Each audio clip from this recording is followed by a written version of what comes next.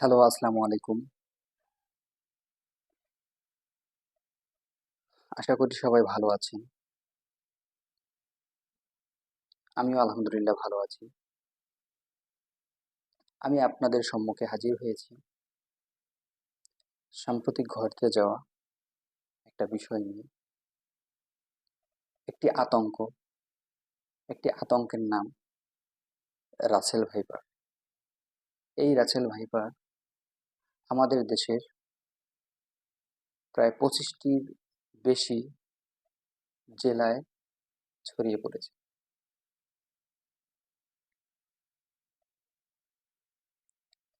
এই রাসেল ভাইপারের আরেক নাম চন্দ্রবোরা। আসলে আঞ্চলিকভাবে একে বলা হয় চন্দ্রবোরা বা উলুবোরা সাপ। এই উলুবোরা সাপ বা রাসেল ভাইপার দৈর্ঘ্য 3 থেকে 4 ফিট হয়ে থাকে। এ সাপ আকারে বেশি বড় নয়, তবে এর বিষাক্ত ছোবল খুবই ভয়ঙ্কর। রাসেল ভাইপারের প্রজনন জন্মটা মূলত সারা বছরই প্রজনন হয়ে থাকে, তবে মে, জুন, জুলাই এই সময়টায় রাসেল ভাইপারের মূল প্রজননের সময়। এ সময় প্রজননটা বেশি হয়ে থাকে। তো একটি পূর্ণবয়স্ক রাসেল ভাইপারে 150 থেকে 250 মিলিগ্রামের বেশি বিষ থাকে। আরেকটা বিষয় বলে রাখি, আমাদের দেশে প্রায় 104 প্রজাতির সাপ রয়েছে। এর ভিতরে 30 প্রজাতির সাপ বিষাধর। তার মধ্যে রাসেল ভাইপার সবচেয়ে বেশি বিষাধর সাপ। এ সাপের বিশেষত হলো এ সাপ ডিম দিয়ে বাচ্চা ফুটায় না। এ সাপ সরাসরি বাচ্চা প্রসব করে, যার ফলে খুব দ্রুত এরা বংশ বিস্তার করতে পারে।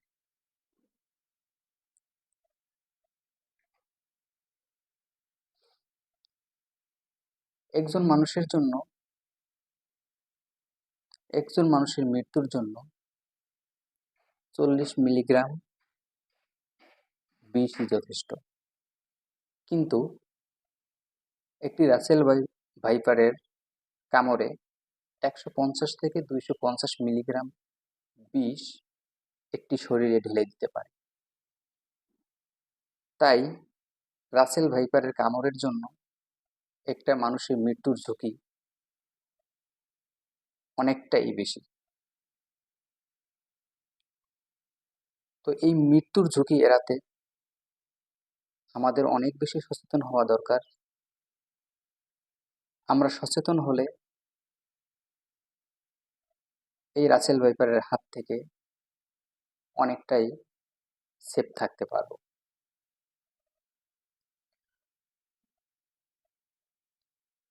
তো আমি আপনাদেরকে জানাবো কিভাবে আপনারা চিনবেন একটি বিষধর সাপে, আপনাকে যদি একটা সাপে কাটে বা কাউকে যদি একটা সাপে কাটে, তখন কিভাবে চিনবেন এটা বিষধর সাপে কাটছে না বিষ বিষ নিয়ে এরকম সাপে কাটছে। তো আহ, বিষ যে সাপের বিষ আছে ওই সাপে কাটলে আপনার কামড় দেওয়ার স্থানে শুধুমাত্র 2টা চিহ্ন অঙ্কিত থাকবে, 2টা দাঁত। বিষাক্ত সাপের 2টা দাঁত থাকে, ওটাকে বলা হয় বিষাক্ত দাঁত। ওই 2টার চিহ্ন আপনার দেখা যাবে কামড়ের জায়গায় যদি বিষাক্ত সাপে কাটে। আর যদি বিষাক্ত সাপে না কাটে, তাহলে দেখা যাচ্ছে কামড়ের স্থানে একাধিক ক্ষত দেখা যেতে পারে, একাধিক দাঁতের চিহ্ন পড়ে যেতে পারে। কারণ আহ, যে সাপের বিষ আছে ওর ওই বিষ দাঁত দুইটা দিয়েই আঘাত করে এবং ওই দুইটাই দিয়ে বিষ ঢেলে দেয়। কিন্তু যার বিষ দাঁত নেই, ওই সাপ যখন আপনাকে কামড় দিবে তখন একাধিক দাঁতের আপনার চিহ্ন কামড়ের স্থানে দেখা যাবে। আর বিষাক্ত সাপে কামড়ালে আমাদের যা যা করণীয়, বিষাক্ত সাপে কামড়ালে আমাদের যত দ্রুত সম্ভব সরকারি হাসপাতালে গিয়ে অ্যান্টিভেনম নিতে হবে।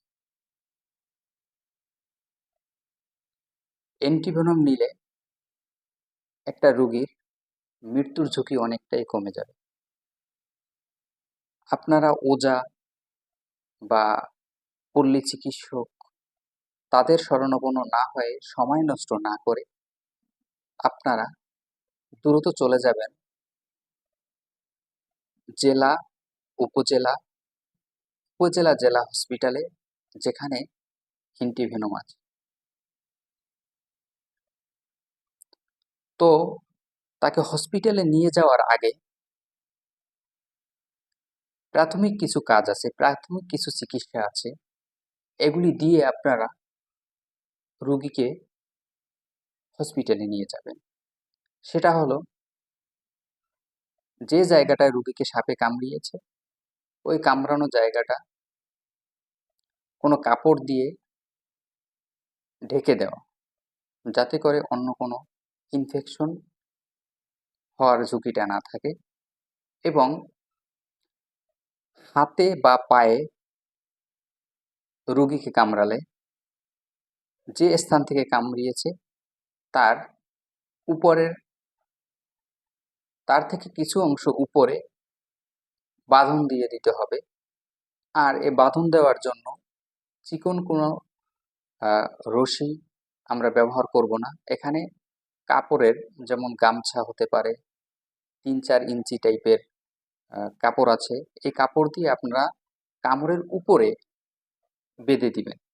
উপরে, কামড় থেকে একটু উপরে বেঁধে দিবেন, যাতে করে রক্ত চলাচলটা সাময়িকভাবে বন্ধ থাকে, যাতে করে ওই বিষক্রিয়াটা, ওই বিষটা সারা শরীরে ছড়িয়ে না পড়ে।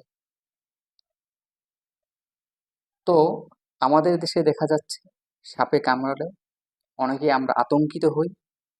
আতঙ্কিত হয়ে দেখা যাচ্ছে রোগীর ব্লাড প্রেশার বেড়ে গিয়ে রোগী মারা যায়। তো আমরা রোগীকে সবসময় সান্ত্বনা দিয়ে তাকে মানসিকভাবে আশ্বস্ত করে তা রোগীকে আমরা হসপিটালে নিয়ে যাব।